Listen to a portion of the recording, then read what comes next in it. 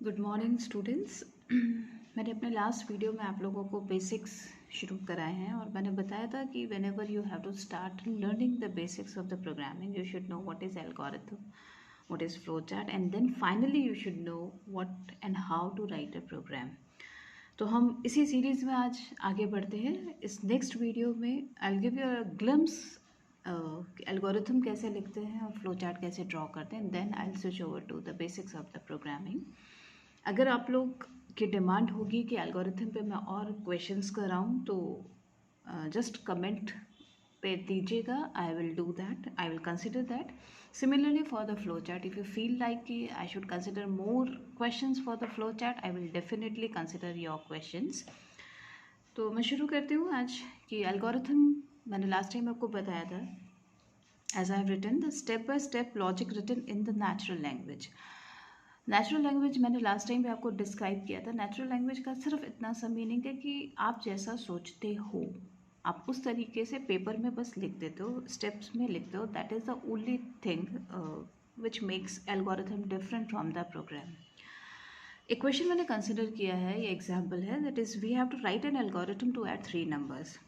अगर आप इसके स्टेप्स को देखोगे कि कैसे हम लिखते हैं तो it has to be written in steps. सबसे पहले स्टेप 1 है which is start. I think everybody can understand. Second step में मैंने लिखा है take 3 variables namely num1 num2 and num3। इसका कोई रूल नहीं है कि num1 num2 num3 ही लेना है। You have to consider 3 names actually which are representing the containers or the variables. मैं आगे के वीडियोस में आपको क्लियर करूँगी वेरिएबल क्या होता है। अभी आप इतना ही समझ लो, you need 3 containers where you are putting your values. Step 3 में मैंने लिखा है take 1 more variable, let's say सम। आपको वेरिएबल के जो नाम है वो रेलिवेंट आप लोगे तो आपके ही लिए बेनिफिशियल होता है उसको रिकॉल करने में, ठीक है। देन नेक्स्ट स्टेप है we have to input 3 numbers. ये 3 इनपुट करने का मतलब क्या होता है, अगर आप लोग को पता हो तो बहुत अच्छी बात है, लेकिन मेरा ड्यूटी बनता है मैं बता दूँ। इनपुट करने का मतलब है we are taking something from the user so that the thing can be a generalised one, कि कोई भी 3 नंबर हम लेंगे और उनका सम हमें मिलेगा। तो वो 3 नंबर जो आप कॉन्सोल से कीबोर्ड से इनपुट कराओगे वो num1 num2 num3 में जाके स्टोर होंगे। And after next step will be हमें उन तीनों को जोड़ना है। So we say add num1 num2 num3 and we have to store the result into variable sum, जिसलिए हमने एक वेरिएबल लिया भी था। एंड फाइनली हम शो कर देते हैं रिजल्ट और स्टॉप कर देते हैं। ये सिंपल सा तरीका है एल्गोरिथम को लिखने का।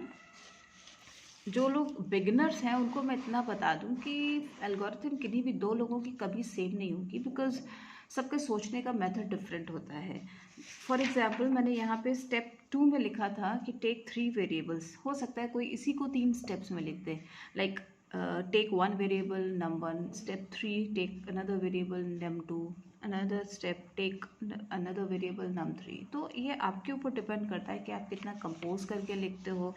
सिर्फ एक ही टारगेट होता है, एक ही ऑप्शन होता है कि आप अपने को समझा रहे हो कि आपके लॉजिक्स किस फ्लो में जाने चाहिए, तो that you have to keep in your mind, but that's all.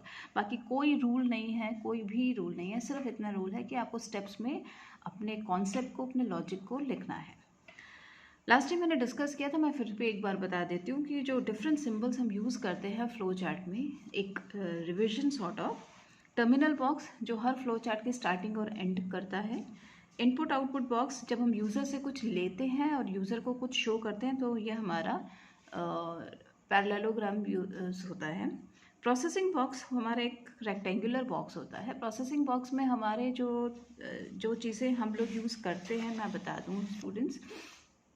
आपको कोई असाइनमेंट करना हो like a is equals to 5, this is a kind of assignment जो आप यूज़ कर सकते हो प्रोसेसिंग बॉक्स में। आपने कहा a is a plus b, इस तरीके का भी कोई काम अगर आपको करना हो ये प्रोसेसिंग बॉक्स में आता है, क्योंकि स्टूडेंट्स को इनिशियली ये नहीं पता होता है कि प्रोसेसिंग बॉक्स में एक्चुअली उनको लिखना क्या है, कौन से स्टेटमेंट्स को यूज़ करना है। तो keep in mind processing box में असाइनमेंट और जितने भी मैथमेटिकल कैलकुलेशंस वाले स्टेटमेंट्स होंगे उनको आपको लिखना होता है। देन डिसीजन बॉक्स मैंने लास्ट टाइम भी बताया था, इट्स अ रोम्बस बॉक्स जो आपका डिसीजन के लिए यूज़ होता है, फ्लो लाइंस कनेक्ट करने के लिए। एंड कनेक्टर मैंने बताया था पीटीओ की तरह काम करता है। अभी अभी जो क्वेश्चन मैंने डिस्कस किया था मैंने उसी का फ्लो चार्ट बनाया so that you can connect with it easily. Question है we have to draw the flow chart to add 3 numbers. सबसे पहले अगर आप देख सकते हो तो मैंने एक स्टार्ट बॉक्स बनाया जो मैंने अभी आपको बताया था कि टर्मिनल बॉक्स जो है बिगनिंग और एंड में यूज़ होता है। तो this is my beginning of the flow chart. Then comes the input output box. Input output box इसको हम इसलिए कहते हैं क्योंकि हम इसको डुअल पर्पस से यूज़ करते हैं। जब हमें यूज़र से लेना होता है तब भी हम शो यूज़ करते हैं और जब हमें यूज़र को शो करना होता है तब भी हम इसी बॉक्स का यूज़ करते हैं। बट स्टेटमेंट डिफरेंट हो जाते हैं। आप अगर डिफरेंस देखो तो आपको समझ में आ जाएगा। यहाँ पे वर्ड्स बहुत कम है, सेंटेंसेस में कुछ भी नहीं लिखना होता है क्योंकि बॉक्सेस अपने आप में सिंबलाइज कर देते हैं कि आप क्या करने जा रहे हो। सिर्फ आपको यहाँ इनपुट लिखना है। अगेन यहाँ पे किसी लैंग्वेज का कोई वो नहीं है कि सी लैंग्वेज में लिख रहे हैं हम कि C++ में लिखेंगे, are we suppose to write cin और we have to write any input statement of BASIC, ऐसा कुछ भी नहीं है। किसी भी कंप्यूटर लैंग्वेजेस का कोई लेना देना नहीं है, ये आपके लिए होता है। तो आप यहाँ जो वर्ड्स लिखते हो वो आपको बता दें कि आप क्या कर रहे हो। बिकॉज अगर आप सिर्फ नम1 नम2 नम3 लिख देते हो तो नोबडी कैन अंडरस्टैंड कि यहाँ डिस्प्ले होना है कि लेना है, इसलिए इनपुट वर्ड लिखा गया है।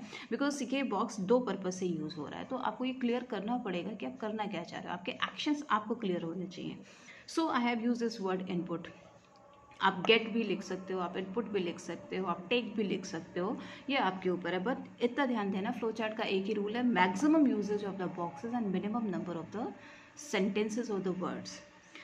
आफ्टर कलेक्टिंग द नंबर्स हमारा एक ही एजेंडा बचता है कि हम तीनों को ऐड करें और एक वेरिएबल में स्टोर कर दें। तो हमने नम1 नम2 नम3 को ऐड किया और वेरिएबल सम में स्टोर कर दिया।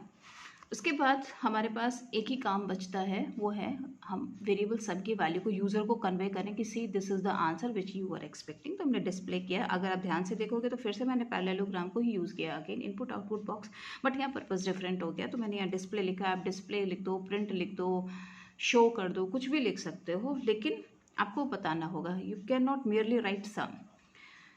According to the question my job is over, तो अब मुझे स्टॉप करना होगा। आप देखोगे मैंने फ्लो लाइन्स का यूज़ किया है। They are connecting the different symbols और the boxes which are used in the flow chart. I hope आपको मेरा ये सेशन समझ में आया होगा, पसंद आया होगा। अगर आपको फ्लो चार्ट और एल्गोरिथम से रिलेटेड कुछ भी और क्वेश्चंस पूछने हैं तो आप कमेंट में ज़रूर दीजिएगा। तब तक के लिए हैव अ नाइस टाइम। हम बहुत जल्दी मिलेंगे with the basics of the programming, जो हमारा मेन टारगेट है, मेन एजेंडा है। Thank you students, bye, have a nice time.